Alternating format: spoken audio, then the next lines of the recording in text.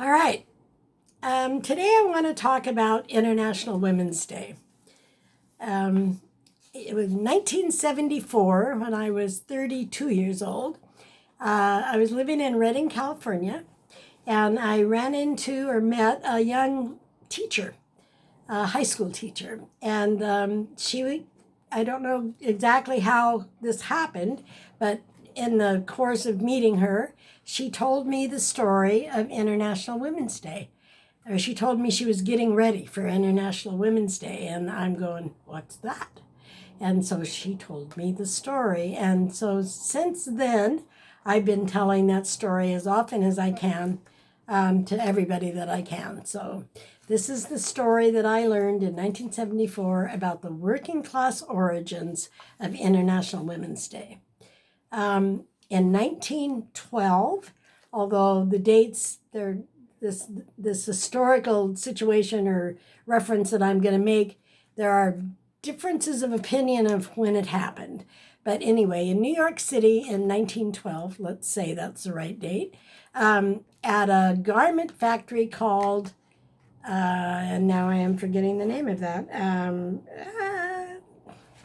Triangle, the Triangle Shirtwaist Factory, sorry.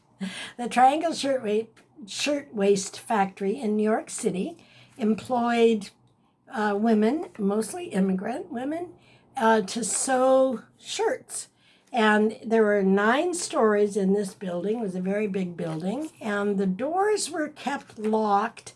There's differences of opinion about why. Some people said it was to keep people from stealing things, and so the workers could not get out of the building. They had to go through security to get out. And then other people say the doors were locked to keep union organizers out. So I'm not really sure either reason is a horrible reason. So there was a fire in the Triangle Shirtwaist Factory. The women who worked in that factory could not get out. The 112 women died by jumping out windows, falling out windows, burning to death, smoke inhalation. They could not get out. Of course, this was a major disaster in New York City and caused a lot of commotion over working conditions. And this was at a time of great unrest in the United States, worker unrest. People were really tired of being battered around by the owning class, the people that owned everything. So this event, the Triangle Shirtwaist Factory, also made world news headlines. And people all over the world were moaning and mourning this great loss. And also giving kudos and noticing that the garment workers in New York City weren't taking this tragedy lying down. They were demonstrating, they were marching, they were protesting, they were demanding an 8-hour workday, they were demanding Saturdays off, they were demanding better safety conditions, and they were demanding the end of child labor. They had been doing that all along, but after the fire, they upped their participation. More people got involved. The upshot of that was a few years later, and I'm not, again, sure of the dates, in Paris, I think it was, but I'm not sure of that either, but someplace in the world where there was a very active working class. The United Socialist Party, I don't know the name for sure, but the socialists of the world at that time, denoted March the 8th as International Women's Day in honor of the women who died in the Triangle Shirtwaist Fire.